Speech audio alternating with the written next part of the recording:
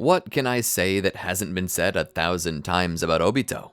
1,000 times by myself, 1,000 times by others. Obito is the greatest victim and the greatest perpetrator in all of Naruto. The philosophy of pain. The things Nagato said about the Shinobi World were all right. He was a villain who was right. Obito suffered much pain, and in return, through his seeking of retribution and hope, he perpetuated more pain and more hatred. The curse of hatred is not something that only affects the Uchiha. It's simply more visible in them, because they're the stand-in for the whole world. Who hasn't lost a family member to murder and thought, I want to destroy whoever did that to my loved one? That's the point of the Uchiha. We're all the Uchiha. We can choose to work within the corrupted system of cause and effect, or we can go beyond it. The hardest thing someone who is hurt can possibly do is say, I forgive you. Because in saying that, you're telling someone that you will not force them to pay you back for the pain they caused you. Forgiveness is the hardest, most painful path one can walk, and it's the only path that can lead to healing. Love, forgiveness, doing unto others as you would have them do unto you. Does it sound familiar? These ideals are the ideals that promise to change the world, and have changed the world. And as the world slips ever deeper into hatred, distrust, toxicity, we find ourselves living in the same world Pain spoke about. And now it's up to us to decide if we will continue to perpetuate the cycle, or if we will shatter it to pieces. What does this have to do with the current story? Why I am talking about this when the Obito in this story is not the same as the one in canon? Well, honestly, I don't know. Perhaps it's just because Obito always makes me think about the world like this, and what I can do to help change it. It's not much, but whatever little I can do. And if we all do our small part, it adds up. The world is dark, and we're called to be a light. So shine brightly. Love unconditionally. If the world had more of that in it, it might be a better place than it is now. Hey, maybe that can be the theme. Love and forgiveness, as well as the bonds that keep people together. Kinda sounds like every Naruto story ever, but I guess that's okay. Anyway, that's enough from me. This is the story of Obito if he had switched places with Sasuke, and the things that may have happened differently. We should finally get into the story. But before that, welcome to the Amagi. Before we begin, only 25% of our viewers are subscribed. So if you're a fan of the video, please like and double check if you are subscribed. And with that out of the way, let's get into the video. Kakashi stood there in the classroom, just watching his students as they bickered and fought. The object of their fight right now was who would get to talk to Sakura first. Collars were gripped tightly, the necks of shirts being stretched and ruined by two very intense boys who were prepared to fly into a brawl over this girl. As Kakashi stood there, he dragged his hand from his forehead down to his cheeks, as if trying to wipe all of the annoyance from his face. They didn't even know he was there in the room with them. Loud as could be, they yelled at each other. Ears were red and eyebrows were intense. But none seemed quite as mad as Sakura, whose whole face was red and puffy. She tried to hide it, but there was no way she could hold it in forever. Standing from her seat, her hands balled up into fists struck both boys in the side of the head. They fell forward onto their desks. They sat up with a moan, holding the sides of their heads. It hasn't even been 10 minutes and I'm already fed up with this team, she shouted. You and me both, sister, Kakashi said. This drew everyone's attention. They looked up, only just now realizing that they were in the presence of their mentor. Shame and embarrassment began to overtake them as they sat down and looked away from him. Kakashi leaned his head back. With a sigh, he let out all of his frustration. Looking back at the students, he recognized one of them as the son of his mentor, Minato Namikaze. Kakashi knew that he had to let go of his misgivings. He spoke. So, if you're to be my students, then I guess we ought to get to know each other, he said. Tell me about yourselves. It was then that Naruto and Obito both shot their hands up, hoping to go first, which led to another fight. They began to go at each other's throats again until Kakashi threw a shuriken that smashed into the desk between them. You two, shut up. Sakura goes first. Then who goes? Naruto asked. I don't know. I don't care. Play rock, paper, scissors or something. Now shut up. What am I supposed to say? Sakura asked. Just whatever you want. Your name, likes, dislikes, goals, dreams, anything you feel is relevant information. Sakura thought about it for a moment before nodding. Well, I like lots of things.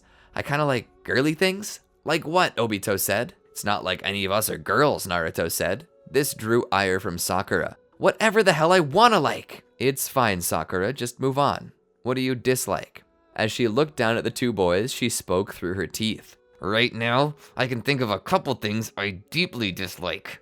Kakashi began to rub his tear ducts as if searching for a pressure point that might alleviate a headache coming on. What about goals, Sakura? What do you want to do when you grow up? I'd like to be able to put my mind and skills to work in service of the village. I have recently gotten into studying biology and the various applications of chakra control and techniques on the body. I might aim to become a medical nin. Kakashi nodded. Now there's a dream worth having. He looked down. Now have you two decided who goes next? Obito threw paper while Naruto threw rock. Dang it, Naruto said as Obito raised his arms in the air. I win! Then hurry up and speak, Kakashi said. Obito then spoke. Well, my name is Obito Uchiha. What I like is ramen, and what I dislike is people who are too similar to me, he said while cutting his eyes at Naruto. And my dream is to become Hokage. Naruto almost seemed offended by this. You stole my whole personality. This is identity theft. That's all of my favorite, unfavorite, and dream stuff. This almost caused a third skirmish until Kakashi stepped between them. Rule 1 of being on my team. No bickering. I can't handle your crap. He sat them down, one on either side of him. If you don't stop fighting, I'll tie you both to a tree, cover you in honey, and summon a bear. Got it? Naruto and Obito smiled at the joke. That was until they looked outside and witnessed a panda there with a single Rinnegan eye that waved at Kakashi. Kakashi waved back. Moving outside, Kakashi spoke. To be honest with you, I'm expecting quite a bit from you three. You better not disappoint me, he said in a foreboding manner. We'll do our best, Naruto said. Leaving the village proper, they entered the woods. As the shadows loomed overhead, that foreboding feeling they once had began to evolve a bit more into dread. They were trusting this man because he'd been sent by the village, but what guarantee did any of them have that he wasn't actually evil deep down? Some of these thoughts raced through the heads of those following Kakashi. Eventually, he stopped and spoke. I grow tired of the two of you bickering. Your bickering and your inability to set aside your differences, your inability to leave poor Sakura alone. It's obvious that Hiruzen did no homework when putting this poor excuse for a team together. Because of that, I'm going to request 2 new students. What? All 3 exclaimed at once. Sakura then stopped. Wait, 2? Not 3? Kakashi shook his head. Only 2, because the issue isn't your skill, but your personalities. You 3 clash, so all I need to do is get rid of 2 and keep 1. Then there will be no more infighting. But who shall I keep? Any of you care to plead your case? Each of the students tried to in their own way, but Kakashi remained unimpressed. One of you is an Uchiha, who might awaken the Sharingan. One of you has intelligence and control that could easily be crafted into the perfect shinobi. And then, one of you is Naruto. Not gonna lie, it's not looking good for you, Naruto. Naruto seemed sad, but then Kakashi spoke. But you know what? I'm not a cruel man. I won't just choose one of you. I'll give you 3 a chance to impress me. He held up a single bell. This bell represents your hopes and futures. Whoever gets a hold of this bell will remain my student, and whoever does not will automatically be kicked from the team. And what if none of us get the bell? Sakura asked. I expect that to be the case, Kakashi said. In which case I will personally choose who stays and who goes. Kakashi took a step back, his single lavender eye glinting with a mysterious power. He began to slowly rise into the air. It's going to be interesting to see what you will be willing to do to get this little token from me. The trio were confused. Kakashi rising into the air was something unprecedented. No shinobi could truly fly, but now Kakashi was making use of this power that none of them could understand. How could they beat him if he could do all of this? How are we even supposed to reach you if you're in the air? Naruto asked. Not my problem. Figure it out. And so the trio began their attempts to get the bell from Kakashi. Each of them tried their own thing. Naruto tried to use his shadow clones to catapult himself up to them. Obito tried to use the nearby trees to jump, and Sakura, being ever so clever, tried to use a rope and a tree to haul Kakashi down. But in the end, nothing worked. You 3 disappoint me, he said as he unleashed an almighty push to the ground that knocked them all from their feet. This went on for quite some time, but the end eventually came, and there was nothing any of them could do to defeat Kakashi. As the time allotted ran out, Kakashi lowered to the ground. None of you succeeded, so I'm simply going to just choose who will be a member of my team, Kakashi said. Considering how well you 3 did in the face of this, I feel as though 2 of you stood out above the rest, Sakura and Obito. Due to these things and the potential you both have, if Obito can keep himself from harassing Sakura, I feel like I can allow him and her to remain. As for you, Naruto, you're toast. Sorry. Obito and Sakura jumped for joy. All the while, Naruto simply stood there in disbelief. Tears welled up in his eyes as he realized now that he was being rejected. Obito turned around to rub it in Naruto's face. However, the moment he came face to face with tears pouring from Naruto's emotion-masking eyes, suddenly Obito's heart was crushed. The joy fled. The jumping stopped. The flaming need to feel superior suddenly cooled and was completely replaced with the frozen touch of sorrow, as he realized for one moment that his best friend had been rejected and was now in the throes of that pain. Obito's shoulders dropped. He looked back. "Kakashi-sensei, can you not also let Naruto join the team? I'm sure he and I can get along if we try hard enough." Kakashi shook his head. "Sadly, I see almost no potential in Naruto. None whatsoever. He hopes to one day become Hokage, but I hardly see him even going past Genin. It would be a waste of time to bring him on board." To this, Naruto ran away in tears, unable to hide his emotions any further. Even Sakura began to feel bad about it. Obito watched. Kakashi sighed as he saw it. "That's sad, but I think it's better this way. Naruto would have only gotten in the way. And now that he knows, maybe he can start a career that agrees with him, one where he can truly be happy." There was a dark aura pouring out of Obito. Not one that was visible, but one that could be sensed, like a white-hot flame. Obito turned around and looked back. "You get to decide what happens to Naruto? You get to decide his dreams and where he goes in life?" Kakashi shrugged. "Well, as the Jonin who would be in charge of training him, yeah, kinda." Obito grit his teeth. "You don't know Jack! You don't get to treat Naruto like that." "Why not? You do," Kakashi said. "I can treat him how I want because he's my brother, but even if I do say those things, I can't control what becomes of him. I want him to do good. What you did was unnecessary and cruel. I don't want to be on your stupid team. You have no heart, and that's why whatever impact you could have in this world will be completely blunted. I'm done. If you're just gonna throw Naruto away like that, then I'm throwing you away. You're not worthy of being our sensei." Obito began to walk away. Kakashi looked at Sakura. "And then there were two. I guess you're the lucky one. Now those boys are gone, nothing can stop your growth." Sakura stood there conflicted as she watched Obito walk away. "I can't, Kakashi-sensei. He had a point. That was kinda mean what you did." "Well, too bad. That's the world." Sakura shook her head. "I don't know if that's the world I want to contribute to. I want to use my powers to make a better world, not to cast everyone aside in an attempt to increase my own standing in this village. That's not right. That's not fair. So I suppose that means you're leaving me as well," Kakashi said. Sakura nodded. "Yes, I'm sorry. It was an honor to be chosen by you, but as I said, that's not the world I wish to contribute to. I think I'd rather stick with my team and get a new sensei than to stick with my sensei and get a new team." She offered a bow of respect and ran off to follow Naruto and Obito. Elsewhere, Naruto was sitting under a tree when Obito appeared. "Naruto?" Balled up, face hidden in his own knees, Naruto refused to respond. Obito knelt down next to him. "What that stupid Kakashi said wasn't true. He doesn't dictate your potential or what you can do. He was cruel and mean. I wanted you to know that I've decided not to join his team either." Naruto looked up. "What? But he chose you. I don't need your pity. I can become a great shinobi on my own. I don't need you to do anything." "I know, Naruto. I'm not leaving just because you won't be there, because I don't think you'll be able to do it without me. I saw how he treated you, and I'd rather have another teacher. One that's not so cruel." "I actually second that," the voice of Sakura spoke as she appeared behind Obito. Naruto looked up in confusion. "You're a real pest, Naruto," she said. "You're a pain and a thorn in my side, but even I don't think you deserve to be treated like that. And because of that, I decided that I, too, would rather not work with Kakashi. He's just a nasty spirit who will waste away one day, unable to feel love or care for anyone but himself," she said. "Ouch," came a fourth voice. They all turned around to see Kakashi standing there. "What are you doing here?" Obito asked from the corner of his eye. Kakashi spoke. "I can see you guys don't really like me right now. Maybe I did my job a little too well." "What do you mean?" Sakura asked. "Well, frankly, it's a bit of a tradition what I did. Not so much hazing, it's more like a test to see how strong the bond between teammates is. And you all proved your bond to be strong. But that being said, maybe I took it a little too far with the things I said.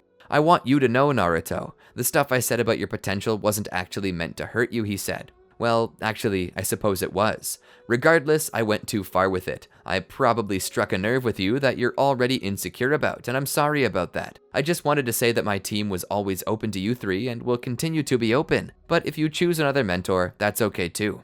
I'm just pleased to see what kind of ninja the future will be inherited by. This world would be a far better place if all shinobi acted the way you three do. I'll leave you be now. If you decide you want me, you're free to come back. If not, I understand." Kakashi began to walk away as the trio looked around at each other. Naruto called out, "Wait!" Kakashi looked back. "I don't know you well, Mr. Kakashi. I can't be sure if you say what you mean or if it's a way to get out of being abandoned by your team. If what you said is true, then maybe we can come back. You sure about this, Naruto? Obito asked. Naruto nodded. Kakashi would look back. Trust me, what you saw today isn't what I really am, Naruto. It was a mask I put on to test you. Not that I'm trying to justify myself, I'm simply saying that if you three will give me another chance, I promise I won't disappoint you. Sakura smiled and nodded to Naruto. Naruto then looked to Obito. What do you think, Obi? Obito sat there, legs crossed, arms crossed, head down in consideration. I still don't like the way that you treated Naruto, he said. But if he forgives you, then I guess I can too. But you can't talk to him like that anymore, got it? The next time you treat him like that, I'm gone. Kakashi smiled. I understand, and I accept your terms. And so Team 7 was born. A team Kakashi felt that he could be truly proud of. One he hoped to be worthy of. Truthfully speaking, he had expected Naruto to be the heart of the group, considering who he had descended from. But with Obito here, he was quite surprised. Though Kakashi assumed he shouldn't be. The Uchiha were the heart of the village. They felt things like nobody else. Their hearts were so big that they couldn't help themselves. Obito was proving that here. As their new team formed, things went about as you would expect. That was until they received a mission to the Land of Waves. Their mission was simple, take an elderly man back to his home village. But things got more complicated when it was discovered that paid mercenaries and rogue shinobi were after his head. So when the Demon Brothers appeared, both Naruto and Obito froze in place. Terrifying. If not for the quick thinking of Kakashi, the two would have died. Naruto took this to heart, wounding his own hand and vowing upon the pain never to freeze again. A bold sentiment, if not a bit reckless. Kakashi would have to bandage up the wounds, though he would note how quickly they were healing. Obito was inspired by Naruto, but made no such vow. Why? Because he wasn't stupid or overdramatic about it. He used it as a learning experience. But when Zabuza showed up, it was Kakashi who had to deal with him, knowing how dangerous this man was. The battle was absolutely one-sided.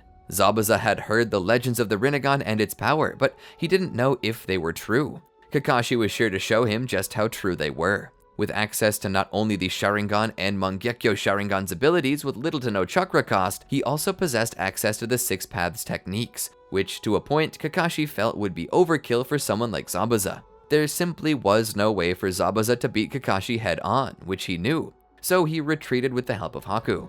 Kakashi knew they hadn't seen the last of Zabuza and told his team to prepare for their eventual return.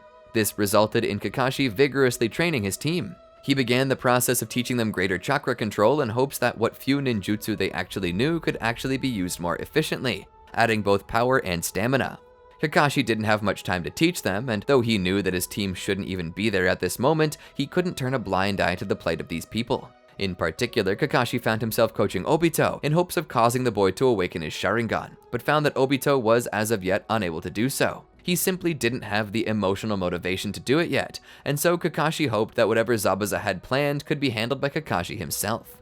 The day eventually came where the construction of the bridge continued, and Team 7 stood vigilant. Kakashi knew that Zabuza stood no chance against Kakashi and the power of his Rinnegan head-on, but at the same time he knew not to underestimate his opponent, and knew that if he decided to resume their battle he would have some sort of advantage. And that's exactly what happened. Zabuza appeared, but not only did he show up, he brought with him a whole team of the best mercenaries that Gato had to offer. These mercenaries had no idea what Kakashi could do. Kakashi didn't feel threatened, but Zabuza melted into the group, hiding behind them.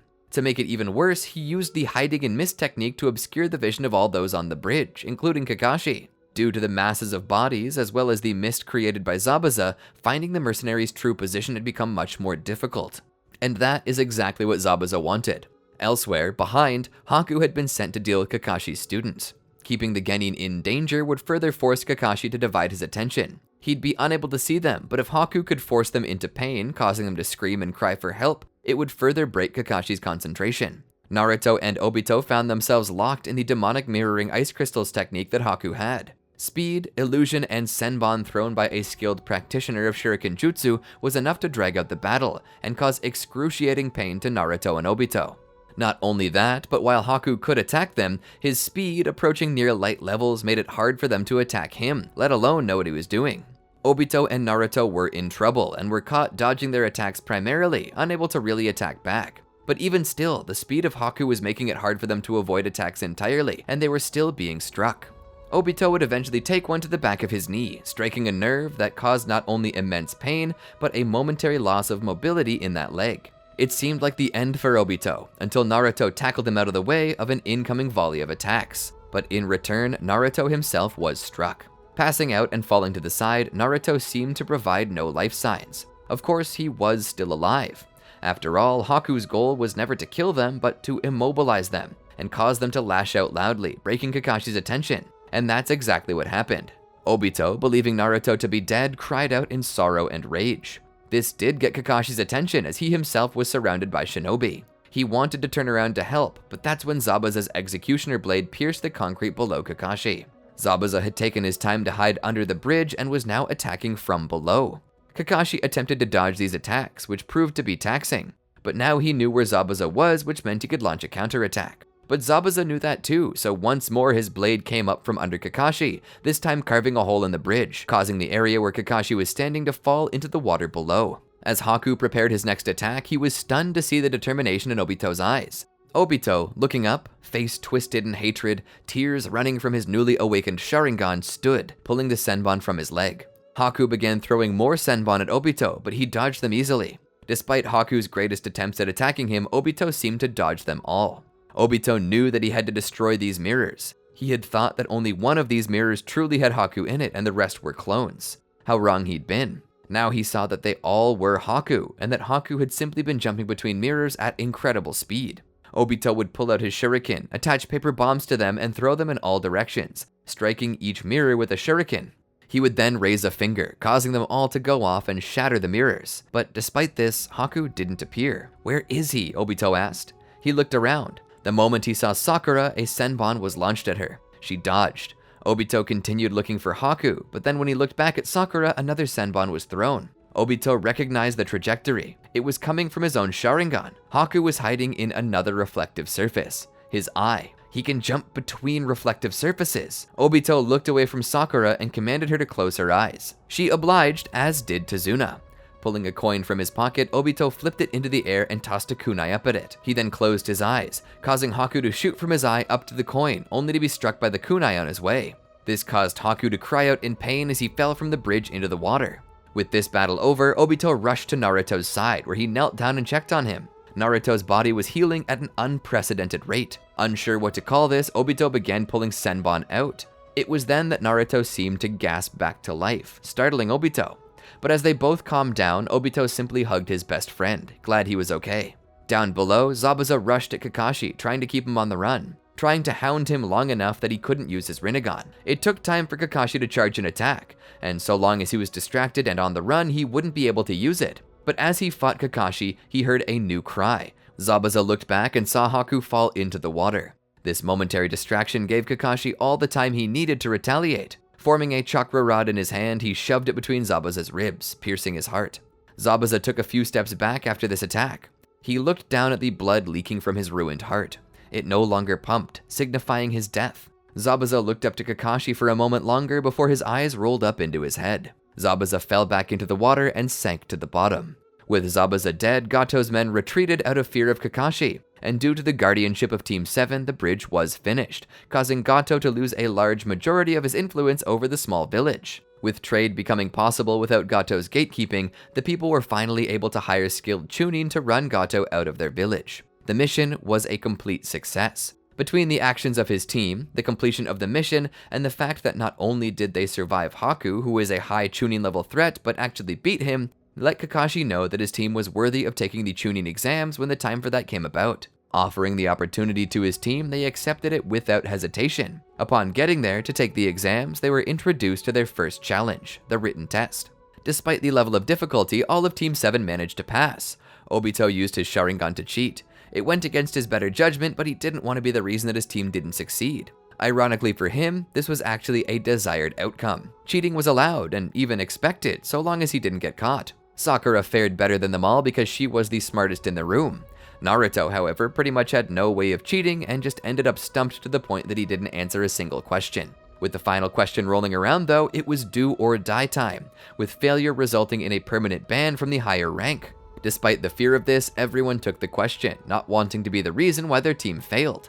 But the mere act of taking the question at all was enough to pass them. After this came the Forest of Death. The team was off-put by the need to sign a waiver that stated that Konoha was not liable for any dismemberment, trauma, or death that took place inside the forest. But by signing the paper anyway, they received their Earth Scroll and entered the forest. Now, they were nowhere near the best shinobi to take this test. Itachi in the past had set a world record for completion, something that had inspired Obito to try the same. "We gotta move as fast as possible," he demanded, much to the confusion of Sakura and Naruto. "Why?" Sakura asked. "Because I want to prove that I'm an even better shinobi than my older brother. I want that world record." "I don't know," Sakura said. "I think it would be enough for us to simply pass it all. And if we force ourselves to go too fast, we'll make mistakes and possibly be defeated." And so, as they went through the forest, Obito kept his eyes open.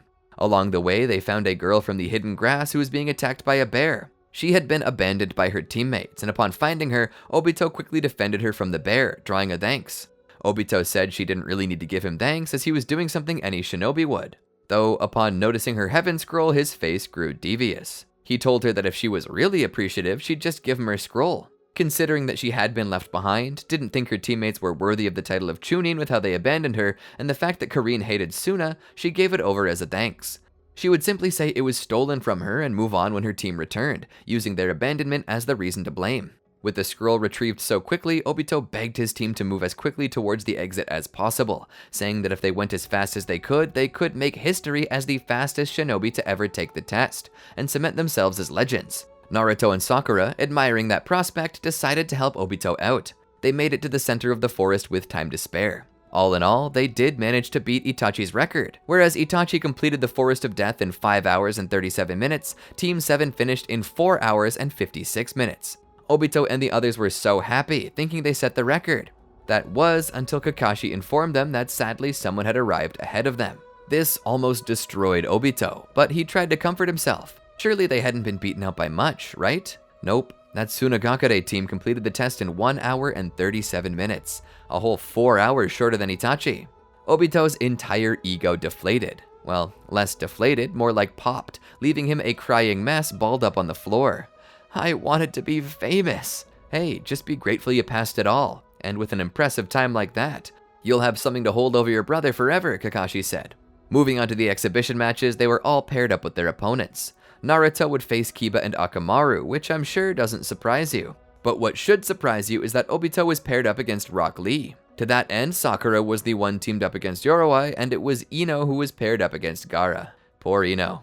Despite his vampiric touch, Sakura's chakra control and genjutsu resistance helped her out a lot in this battle. Why would genjutsu resistance help her out here?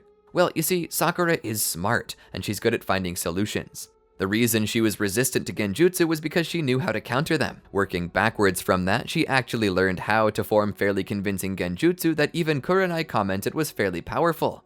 Because of these things, she managed to beat Yoroi.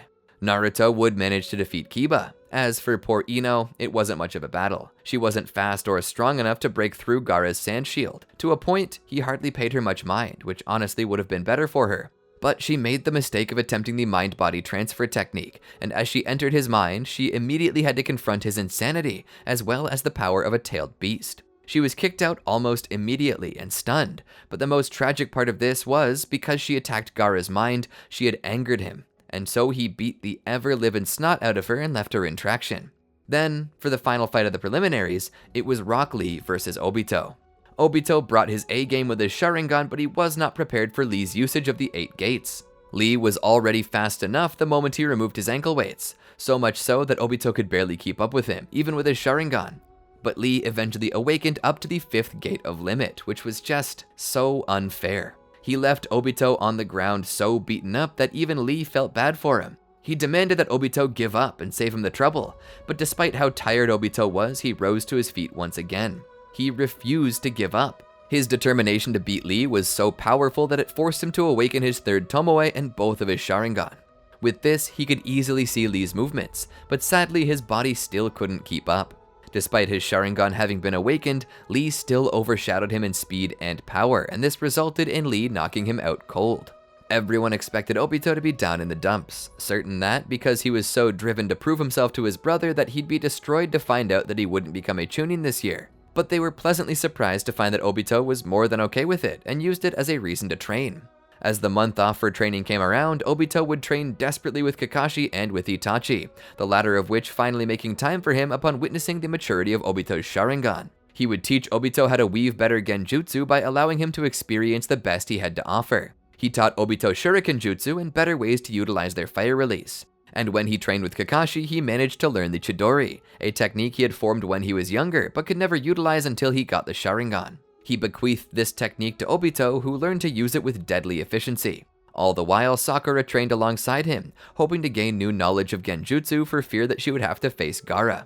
Naruto, having discovered Jiraiya, would train with him and finally realize that the Ninetales was inside of him. Now understanding why people hated him, he grew resentful of this power.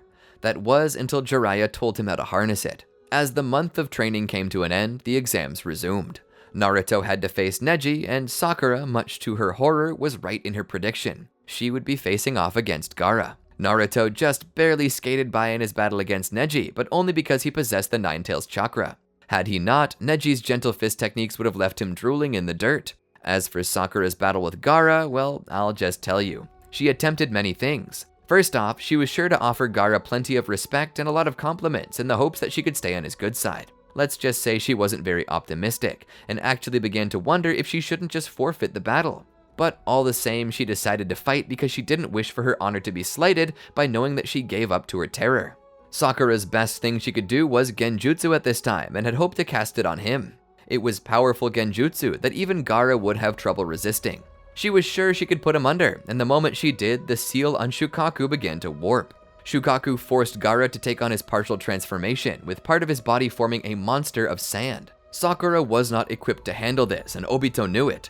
The moment he saw the terror on her face, the panic, he knew she was already emotionally defeated. Deciding to spare her the experience, he jumped into the arena and stood between Sakura and Gaara. He knew that this interference would see her disqualified, but at this moment, he didn't think it really mattered anymore. With his Sharingan active, he attempted to cast the beast under genjutsu in hopes that it could stop the rampage. But sadly, it didn't. Obito would throw smoke bombs down to obscure its vision before grabbing Sakura and fleeing with her into the stands above. Gaara began to chase them up, causing people to panic.